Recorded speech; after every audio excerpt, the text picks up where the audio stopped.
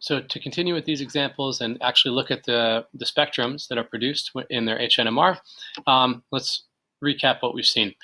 We've got one chemical environment, we've got two chemical environments for hydrogen and propane at a 3-to-1 ratio, and in methanol we also have a 3-to-1 ratio, two different environments. Looking at the data booklet, for ethane, we only have hydrogens in the CH3 environment. So this is the type of proton, that means the type of environment. So the peak that's going to show up in the spectrum should show up somewhere around 0.9 to 1. It doesn't always show up exactly in that range, but it's pretty close to that range. So if we look at the spectrum of ethane, that's what we see. This is right around a value of 0.9, which is what the data booklet gave us.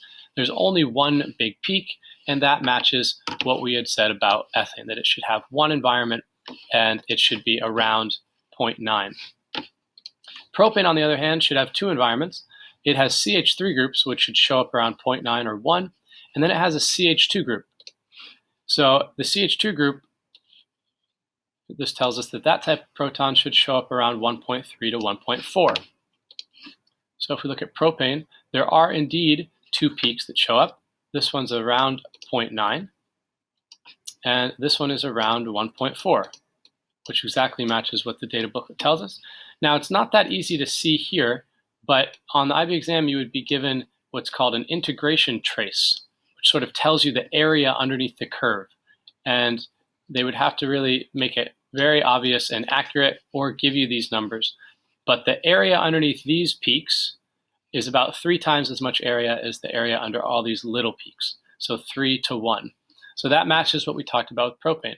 It has 6 hydrogens in this environment and 2 hydrogens in this other environment. That's a 3-to-1 ratio. The more common environment is the CH3 group, which shows up at about 0.9. And the less common environment is the one on the CH2 group, which shows up here. And so then the last one that we talked about was methanol has a 3-to-1. It has CH3 protons that are here. And then it has this H, which is anywhere in the 1 to 6 range. So that's possibly, it's a little bit hard to pin down exactly where that hydrogen is going to show up. But if we look at it, right, we end up with 2 different peaks. Again, if we think about how high they are, this one is around 3 times as high as this one, so it's about a 3-to-1 ratio. The smaller peak, we would say, is got to be this hydrogen. And these 3 hydrogens are showing up as this peak. Now, you may notice that that is actually much further downfield than the regular CH3 group, and that's because this probably wasn't the right type of proton to look at. This is a CH3 group that's just attached to carbon chain. So just plain boring old C and H. So it's next to more carbon chain. But in methanol, our CH3 is actually attached to an oxygen. And so let's try to find the hydrogen that most closely represents that. We can ignore all these C to O double bonds and benzene rings, halogens. The closest thing is probably this. This actually looks like the hydrogen that we are dealing with. Because if you think about it, these are the hydrogens on a carbon that's next to oxygen, which is next to something else. In our example, we have the hydrogens that are next to O and H. And so this environment here corresponds to our hydrogens that were on that carbon.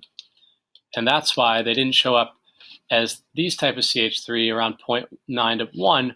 It actually showed up as this type of hydrogen, which is next to, single bonded to an oxygen. And so the data booklet does tell us where we should expect to see these peaks and about how high they should be. So that's how the HNMR works.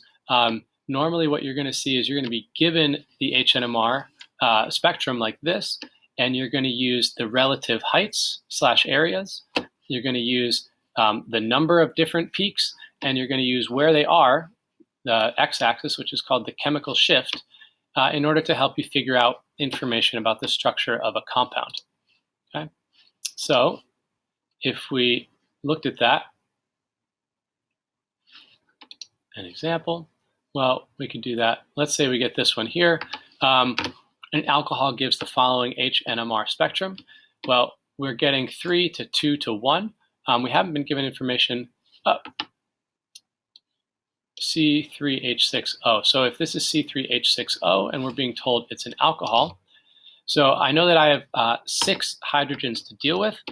I know that alcohols have an OH group.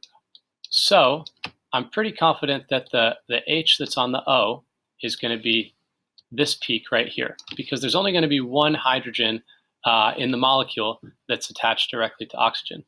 Now I've got 5 other hydrogens to deal with. If I think about,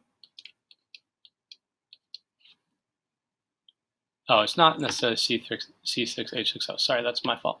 That was the previous example.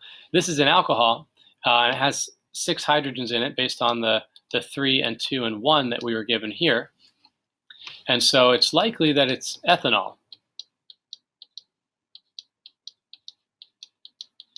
So that gives us 6 hydrogens to play with.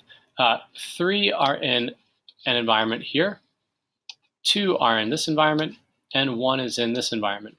So the OH one is giving us the one that has a 1 area. The CH2 group here is giving us this peak with the second most area.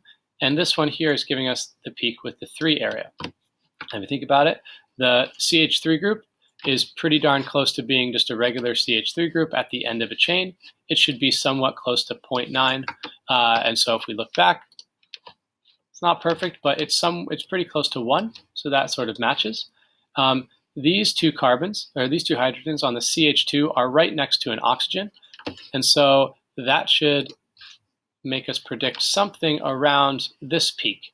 The H is next to an oxygen, so somewhere in the 3 range. And remember that alcohol could really be anywhere. So if we look back down, these are perhaps a little higher than we would predict here for those. Well, actually, no, this is pretty good. This is about in the 3.7 range. That sort of fits what we would expect. And this one could really be anywhere.